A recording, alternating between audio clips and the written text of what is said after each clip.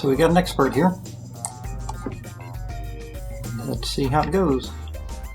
Oh shoot, this is dangerous. The Wing Gambit. I know you're supposed to play d5.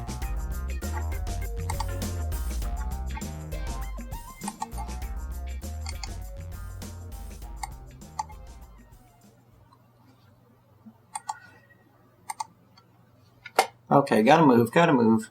My feeling is you're supposed to take this.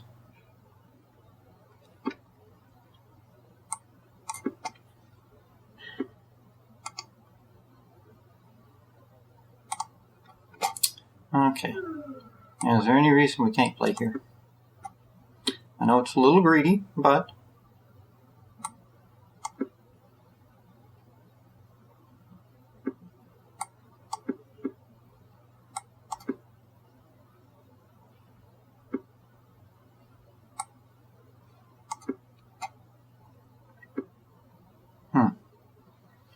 He's doing this pretty well, I must say.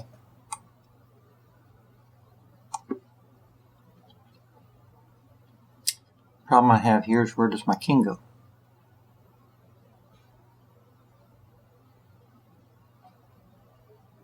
And I don't have any play against his center. Ooh, that's an interesting move.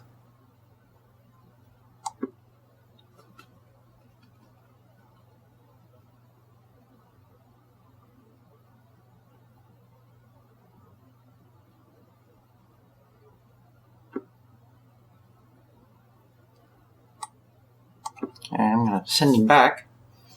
Then I'm going to try to clamp down on this c4 square. This is very ambitious, but if I can keep him under control here.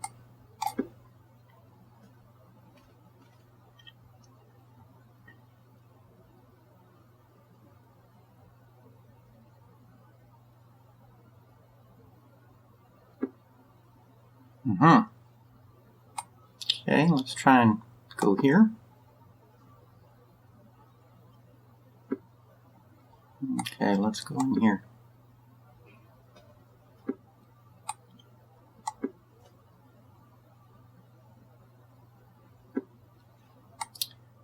It's okay to offer a queen trade. I wish I had my knight on f5 first, but it is what it is. He's going to go knight to e3. Okay, move. But on the other hand, we have a good endgame.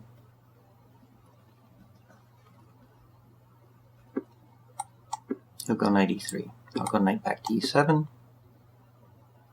Knight there's more ambitious. He's got some compensation, I must say.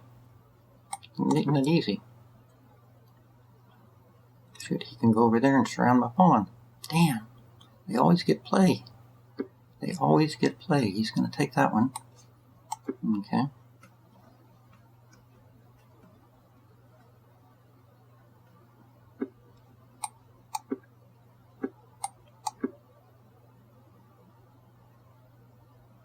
Give up that one to try and open up the back rank, get past c-pawn going. If he takes on a6, I'll play b4. The guy's making me work. It's a complicated ending.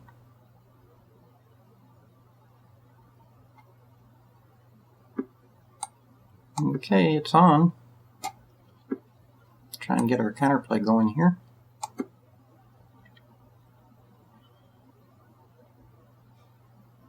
Yeah, if he drops his rook back, what's my best ticket? Just to go with the pawn, I think. Yeah, if he goes rook c5, I trade and I go rook c4 and I collect this one. My king's closer. Okay, but actually, I think I have a trick here. I think even stronger is to go there, and we might have a winner. Resigned. Okay, we got a 1950 player, Mr. Vargold. Caro-Kann, great opening. Karpov loved this opening. But I like to follow the way Fischer played, the old classical exchange variation. Lev Albert and Roman do a great job of covering this in their book.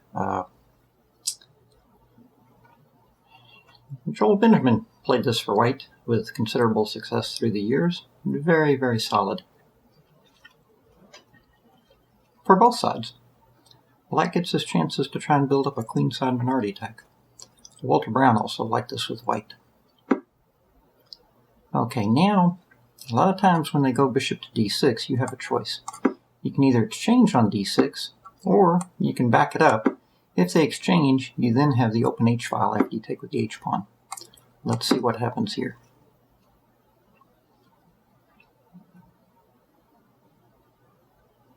Now it's interesting to see, I haven't castled yet, so I still have some options there.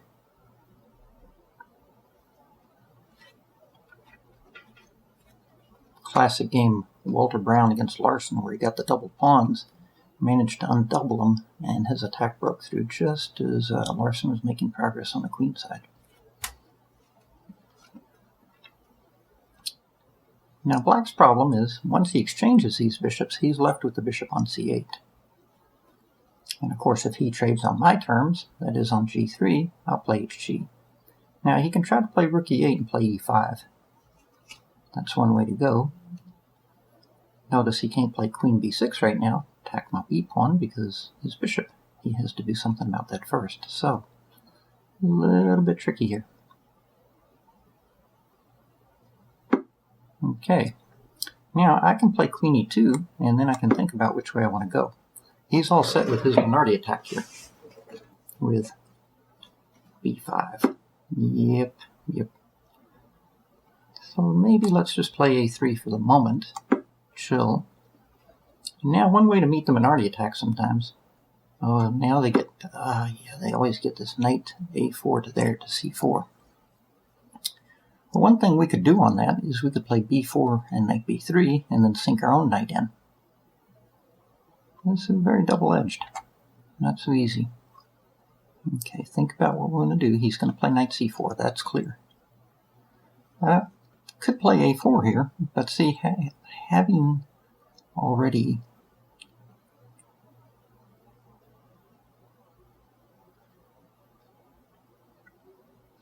there's an idea, play a4, but then on knight c4 take, but then he gets that tempo and we don't get time for a4.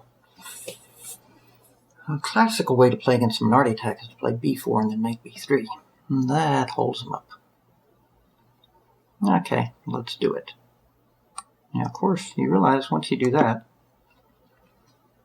you've given up playing for the attack on the king side. This is a different kind of way to go here.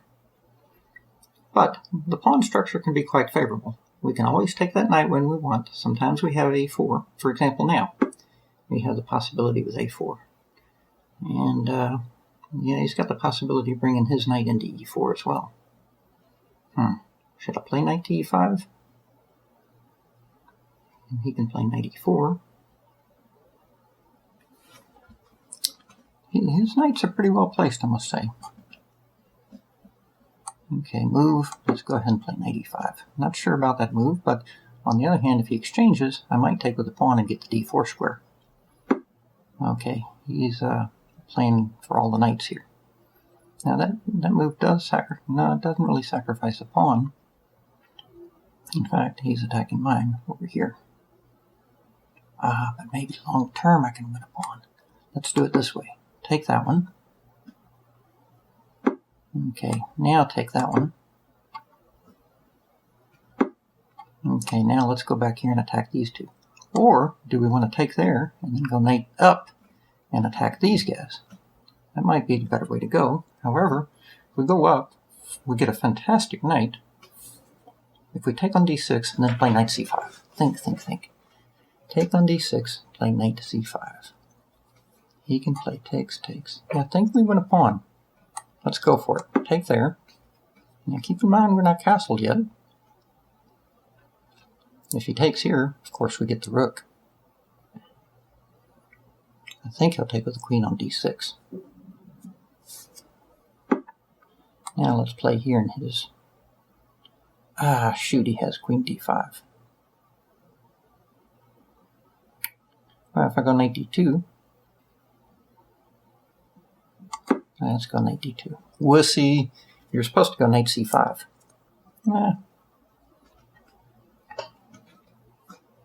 Different animal.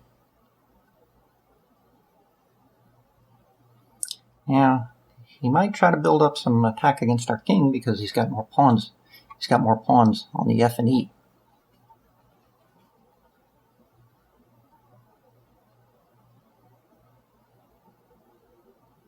For example, if he goes queen d5 and I take on c4, he goes queen g5, he's got some counterplay. Attack. The king is a bit weak. If he goes queen d5, do I have the nerve to play knight takes on c4? Whoa, didn't expect that. That's some spicy business.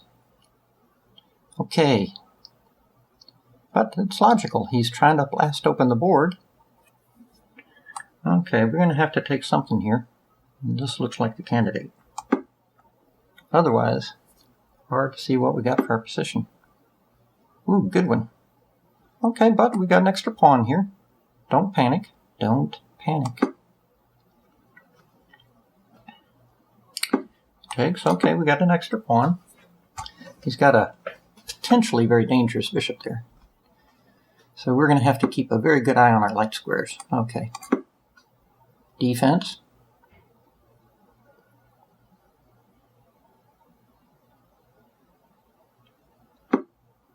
Okay. Let's put the knight in there with an idea that it's not going to last there forever, but should have brought the rook over to c1. Get ready to penetrate. Well,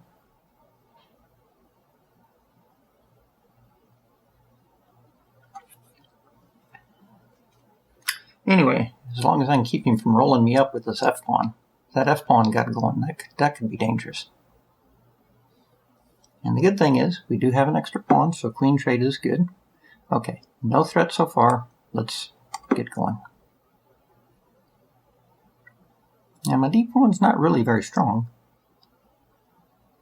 but he's not really getting the ball rolling here yet, so. Oh, rook to the 7th, of course. Rook to the 7th. Well, now you got to be a little careful because you just unprotected your rook here on d1, so be careful. What do we want here? Okay. Just protect everything. That's what we want. Maybe make luft one day. It's not easy to make progress because the pawn is weak. Even though it's extra, it's weak.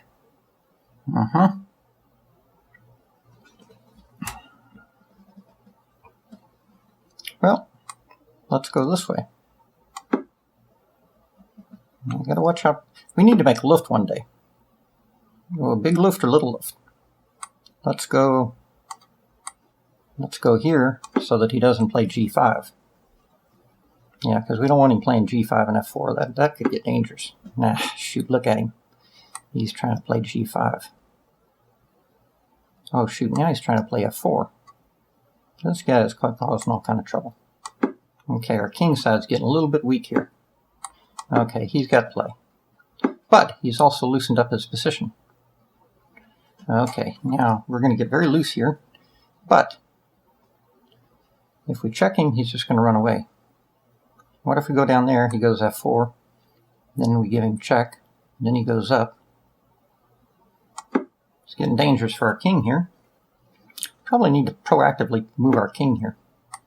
Did we hang something? We're attacking this thing. Oh, shoot.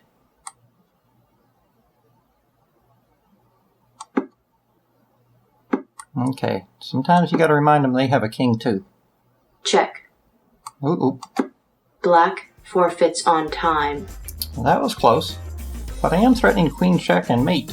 And I'm threatening queen e6 check. So, you know, and his bishop's hanging. So it looks pretty good at this point.